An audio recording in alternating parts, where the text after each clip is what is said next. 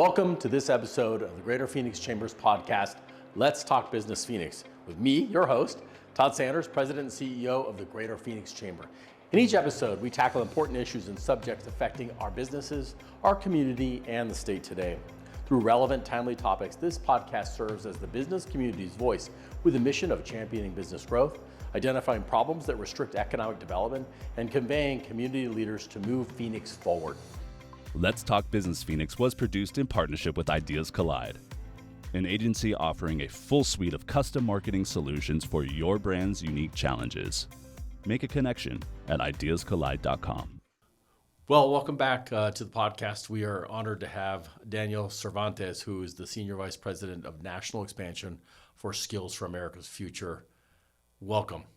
Thank you, Todd. It's a pleasure to be here today, and it's been wonderful getting an opportunity to be here and alongside with you this afternoon. Well, we're so thrilled to have you here in Phoenix, and you're going to be learning a little bit about skills.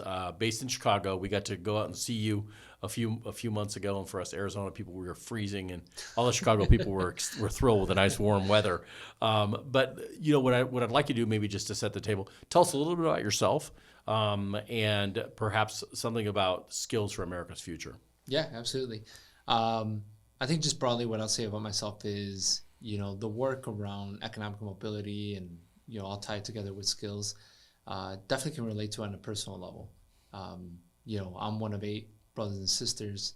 Both my parents immigrated here from Mexico. One achieved a high school degree, the other did not.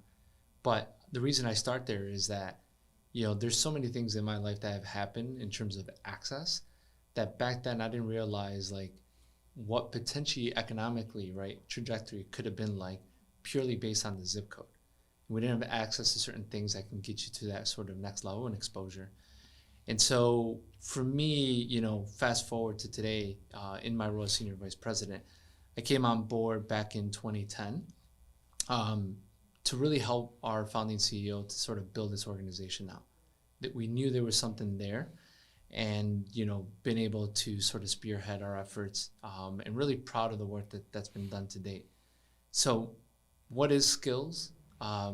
So Skills for America's Future is a network of affiliates that are looking at workforce development and actually flipping it upside down on its head.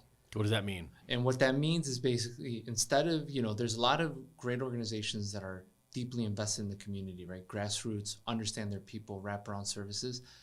But what we realize is that there's a unique opportunity to actually start with the employer. And by starting with the employer and getting a team of consultants that is much more holistic to truly understand them as a company, their culture, where they find success and not find success when it comes to finding talent, that's where we start. And if we start there and work backwards from that equation, we're able to then, again, impact the lives of individuals who may not have access to different types of employment. So would it be fair to say Skills goes in and sort of quantifies the jobs and sort of what the employers are looking for, and then matches them with people from the community that would meet those criteria? Correct. I mean, we view ourselves as the connective tissue, because in workforce, right, you think about 3 different major stakeholders. You have the job seeker, you have the employers, and then you have the talent providers, right? And so for us, there's a lot of noise in that space. And so how can we be that connective tissue to do exactly what you said, do that diagnostic assessment, and then take that back and work with community organizations on here's what this really means, right? And be able to create those points of access into that organization.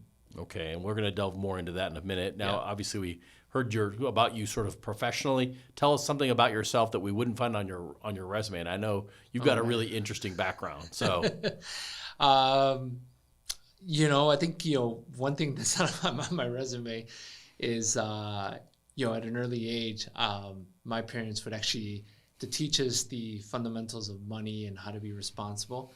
My mom and dad would make queso fresco. So fresh cheese. Good. That's good. And literally would load us up after school. We'd get home and fill it up in buckets and go knocking door to door to sell it. And the funny thing, Todd, is I remember coming home and I would tell my dad, hey, I want some McDonald's, some food. And so when I asked him for the money for that day for selling the cheese, he would take out a $5 bill and say, I was going to give you 5, but because you went to McDonald's, I got to deduct that from your money.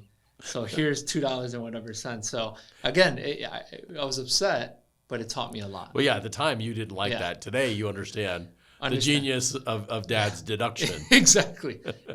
So that's helpful. Well, that's wonderful. And you, as I mentioned, your title, we hear about skills. We know what they're doing in Chicago, but there's an additional piece, obviously, in that you're leading this national expansion. What's the philosophy behind this expansion? Yeah. I mean, for us, we realized that there was success in the philosophy of really the employers. The employers we're partnering with, and through both Chicago and Rhode Island, there's over 300 employers. The employers were really the ones that said, if we're finding success, you're investing the time with us to understand the playbook, what works to get people into our organization, especially like truly the events of George Floyd catapulted that. How so? In the sense that they knew that they wanted to really drive home and connect and look at untapped talent that historically they would not look at. They wanted to tie to their DEI strategy, CSR. And so that really catapulted the fact that they wanted us to follow them into other markets. And our goal, like when we launched national expansion, it was literally driven by the employer. Now, again, being humble, we've done this, right? 12 years, 2 sites, 19,000 people that have been connected to employment. And so being in a city like Phoenix, working alongside, the Greater Phoenix Chamber Foundation, we want to be able to lock arms, not duplicate, but actually just share the toolkit and the network of employers. And so we're really thrilled about the opportunity being here. We're excited about what the prospects hold in the near future. Well, and it's not lost on us, the honor of being the second site for expansion. The first you mentioned was Rhode Island. Correct. Now, when did that happen? How's it going? Yeah, so that occurred in 2016. Back then, Governor Gina Raimondo at the time was really looking for a transformative workforce solution. And so back then, the Chamber of Commerce and Department of Labor had Midwest roots, came out to Chicago. Again, know who you know, right? Access points. And they heard about the model, saw it live in action in Chicago, and just got hooked on it. And I'm happy to say that, since 2016 and under the leadership of Nina Pandey, who's the original CEO that we brought on, they've had amazing success. 6,000 people they've been able to place. And again, the model's about adapting it to the region. In Chicago, we're not working with an organization like Electric Boat, right, on submarines. Right. But they've been able to adapt the model to be demand-driven, start with the employer, but then create solutions that are relevant and applicable to that market. And we also do a lot of cross-collaboration, right? Similar employers, CVS, Walgreens, but they're doing a fantastic job out there. Well, so then rewind to last year about this time. Mm-hmm. You came out for the first time to Arizona, maybe a little warmer because I think maybe we were having a hot day. But we started that conversation with you because we're very heavily invested in workforce, and we liked this demand-driven model. And I'm really pleased to say that today we launched Connect to Work AZ, which is our version of skills here in Arizona. Yes, we're very excited about that. And to your point, Todd, a year ago when we started this journey, right? One thing that was interesting to us is our hypothesis is, would a local chamber, be kind of the best place to incubate? And the reason I say that is when you think about Rhode Island, it actually incubated in a chamber. As they started to see success, it was a decision they made. Again, it's up to them to actually become a full skills for Rhode Island's future. Chicago, it's a little bit different. It was incubated within the economic arm. But as we went on this journey last year, we started to see a lot of more traction and interest from local chambers. And having had an opportunity to meet the team here in Phoenix, it was just an immediate, not only synergies in the sense that they understood it, you guys were doing the great work, but we saw it as a last mile option. You guys have some great programs, and to be able to offer an additional final solution for talent to your investors, your employers, I mean, that's where we're like, this could work here. Well, I can tell you, for us, it really the idea that we were going to have a sort of demand side solution for a workforce that's going to have a huge impact on communities that don't have opportunities always was very attractive for us, and I think that's part of the reason why we really wanted to get involved. When you pull back, and thank you for the compliment about the chamber and the foundation, we're honored. Besides that, what about the community here in Phoenix, Greater Phoenix?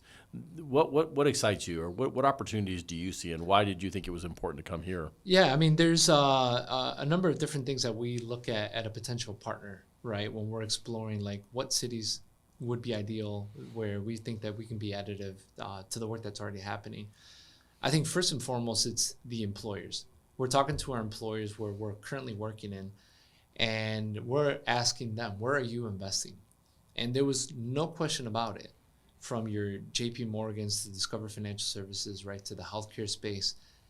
There was such a vibrant business community in Phoenix, and many of those employers that I shared, right, over 300, were very excited about the prospects of Phoenix because they're investing in this particular market.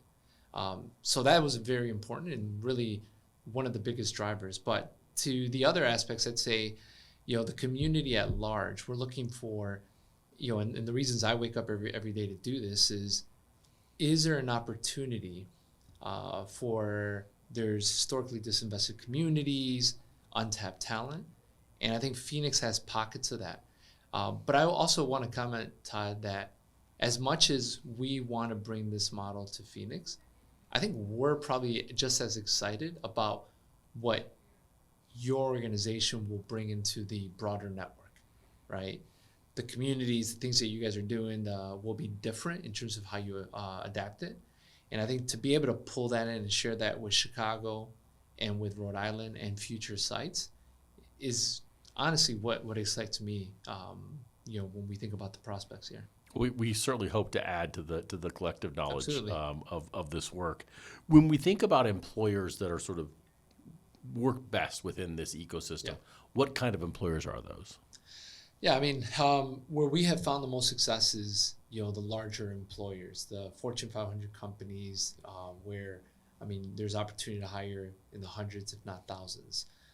Number one. Number two is, that they have ideally a presence, not just in the local city, but in other locations throughout the U.S., because we want to be able to leverage that network across the board. The other thing I would say is we know fairly early on, like when we talk to an employer, there are employers that will come to you and say, I'm losing people, I need help, but they don't want to have conversations around what does a career architecture look like? What are the opportunities for people to move in within the organization, the culture? When they want to just, churn and burn, then, we're happy to refer them to a staffing organization, right? That's not why we're doing this work. And so where we've seen success is, again, large employer, invested in the community, and is willing to have an open conversation. Because if you heard earlier today, right, when we announced Connect to Work AZ, you heard from Discover Financial Services, and they have seen the value in having a great quality talent, high retention, right, and the customer satisfaction, the fact that they got the best customer satisfaction, that's a model. That's a testament of the people that you hired and have on board. Well, and I think it's telling that you do invite certain businesses to look elsewhere. Correct. That are looking for something completely different. Absolutely. And it speaks to your organization. Yeah. You mentioned Discover Services, and I think I'd love to give folks some context for that. We got to see firsthand what this is all about. Can you give us a little bit of the history of what happened in I think it was West Chicago, and maybe what portends here for Phoenix? Yeah. So, a little bit of context on Discover Financial Services. They're, the pros at opening up brand new customer call centers, but what they were trying to do was to actually do something different, right? They had a leadership team that was invested, that was committed to really bring in economic mobility and revitalization within a historically untapped community, right? And in Chicago, as you know, they knew that there was going to be pressure if they started to talk to different stakeholders. So they reached out to Skills. We met with their leadership team and really identified 4 different pillars that we could support them in. But what I want to be clear is that, and this is what I love about Skills, is that we clearly understand where our swim lane is. We're not going to tell you that we know everything, right? But what we do know is who are the stakeholders in the community that we need to pull in. And we're going to work alongside the employer to design a solution. Discover was looking to do something, take that tool, which was a call center, but actually invest in the community. And so the 4 pillars that we sort of walked away from that meeting were: 1, site location, right? They ended up in the south side of Chicago, but there was an opportunity to make it a south side strategy, which, if you're familiar with Chicago, right, the south side historically has been underinvested, and this was a prime opportunity for them. The second piece was around communications and PR, right? They wanted to know, okay, we want to come in here, be invited into the community, and we want to show them that this is real, and we want to work closely with each and every major stakeholder that is here. The third piece is around talent, is how do we find talent within the community, right? When we know, and our data and research team really was able to show them that, listen, roughly about 60 to 70% of the people that in that space that we work with other organizations are all living within the south and west sides of Chicago, but they're commuting an hour and a half away. And so to make it a south side strategy, how do you then go above and beyond the community in which you're in? And that's where you heard Matt talk about the 5-mile radius, right? Fast forward to today, they took over a old Target center, converted into customer call center for them for Discover. They're at about 50%, 40% of their hiring goal of 1,000. But in addition to really just hiring, they're investing in the local businesses. So instead of just going with the traditional, we're going with Sodexo, and there's nothing wrong with Sodexo. Right. But they're now catering a large percentage from the local businesses. I mean, can you imagine like what that's doing to that local economy by having them cater? I can tell you it tastes good. We were there. And yeah, it's amazing. You had a chance to eat some of the food, right? I did. And then I think the other piece I'd mention is, although initially from a P&L perspective, right, people are like, I don't know if this is the right decision to make. Were voted as the #1 call center amongst all their call centers in the U.S., right? I mean, it's been unbelievable. And the last thing I'll tell you that I recently saw their CEO talking about the center, and he said that for him, that center has changed them more than it's changed the community. Which is amazing. Yeah. When you see the impact and that it had. And you've been there, Todd. And so when he goes and visits that center, he has an opportunity to see what it's like to be the odd man out, right? Into a heavily African-American community. And you have him walking in as, a white American, right? Like, he literally feels what probably the reciprocal effect of that if they go on to, the other locations. So it's a great story. And I know they're excited about partnering and being here in Phoenix because they want to replicate that in Columbus and Phoenix and see if they can model that, right, in other locations as well. Yeah, it really is to see it is to believe it. You got blindfolded and they took the blindfold off and you would think you were in Scottsdale. Yeah. In a really nice call center. And people are amazing, just happy. It's a great atmosphere, a great culture. Yeah. And I think what I like about this is obviously the CEO felt like this is something Discover should do.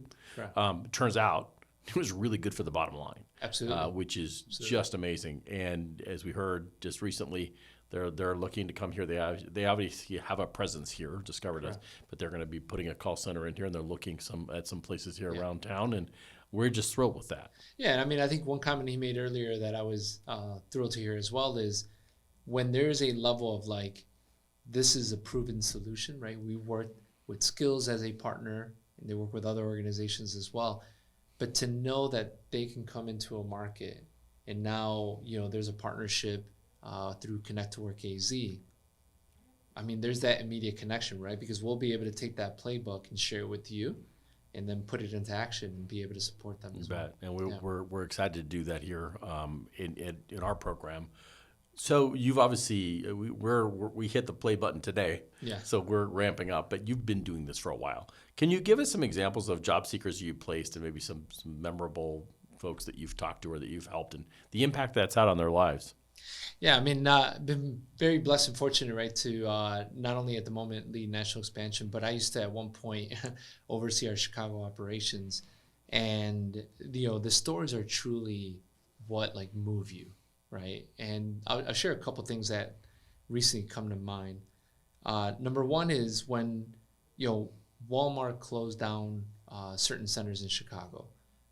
We were quickly there to be able to work with leadership and to identify like how can we provide other opportunities, if not within Walmart, but transferable skill set into other organizations. And we immediately got on the phone, started to look at our board of directors, the employers we partner with, but the stories that we would hear from the individuals that would come in, and to know that they had somebody there supporting them, that if they didn't want to continue, that they had other opportunities. And so, I mean, to hear their stories was amazing.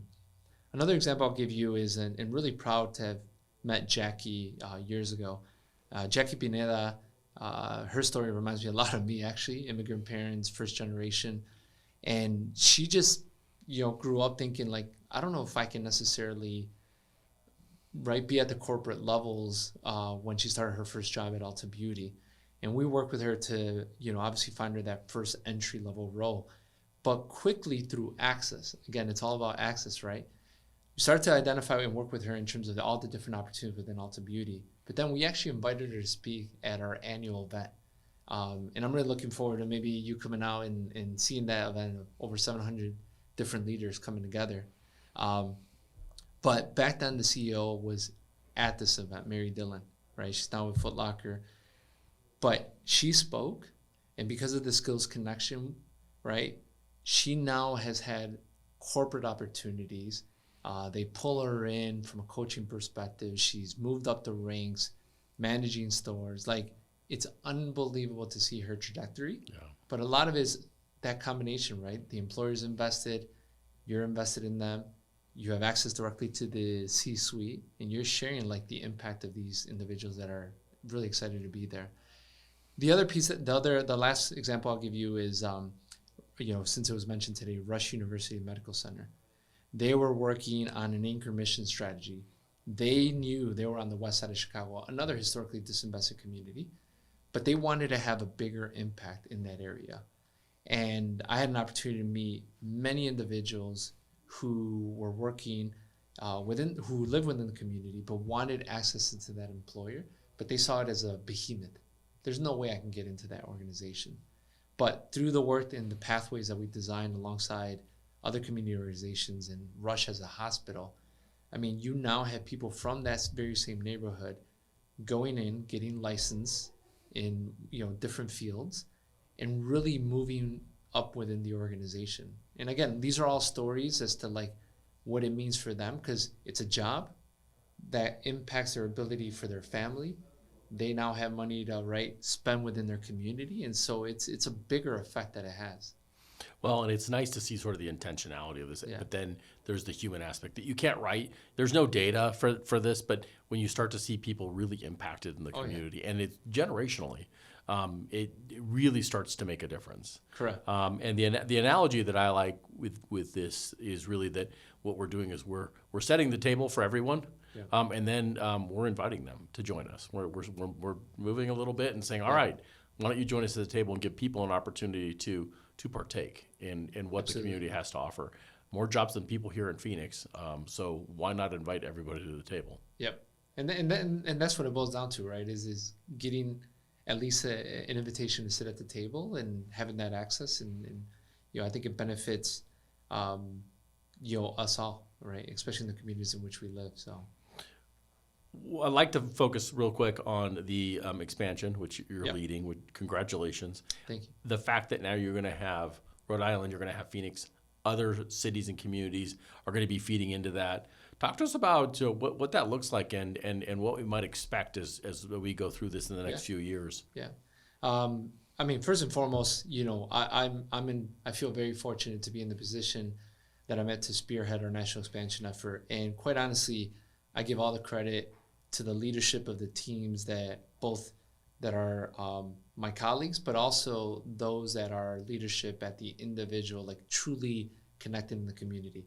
This is the leadership in Rhode Island, Chicago, and now obviously here in Phoenix. I mean, you guys are doing the work, and we're now trying to spread that and lift those case studies up. But what that looks like in the near future is, our vision is we want to make sure that we can share this model out to across the country. So ideally 25 cities in the next 10 years, 3 down, 22 more to go. We want to be able to place over 500,000 individuals, formerly unemployed, underemployed, into quality jobs. But you can't do that without having engaged employers. So our goal is to engage 25% of the Fortune 500 companies. A couple of years back, we were at about 8%, but we want to continue to grow that because we see a lot of traction if we're able to engage them on a deeper level. We're actually, since you said that, Todd, we are in live mode right now. We have a request for partnership, which is one of our go-to-market strategies, where we want to lock arms with other organizations in different cities, right? It could be a chamber, it could be a nonprofit talent provider, but that's interested on like, how can I add a layer and provide a talent solution and be part of this broader network? We have some targeted cities. The request for partnership is open through the end of May.